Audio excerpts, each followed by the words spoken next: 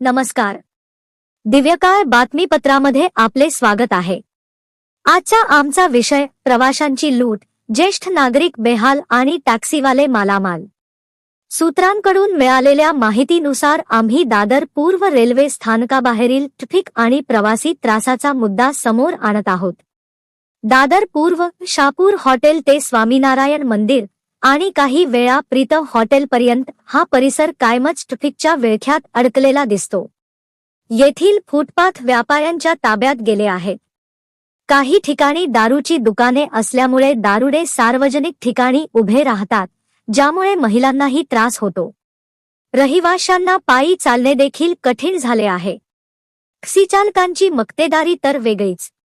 काही जण जवळचे भाडे नाकारतात, काही जण मीटरशिवाय अफाट रक्कम मागतात आणि काही तर पहाटेच्या वेळी प्रवाशांची फसवणूक करून लूटमार करतात.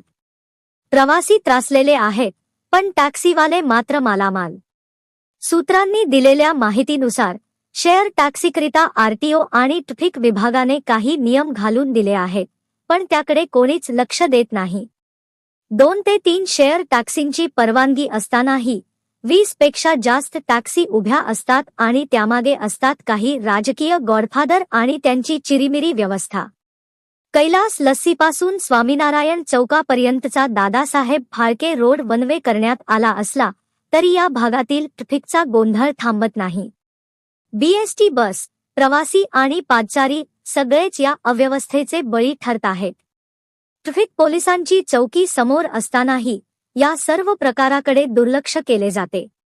स्थानिक नागरिकांना लाज वाटते, पण प्रशासन मात्र बेशरमपणे बघ्याची भूमिका घेत आहे.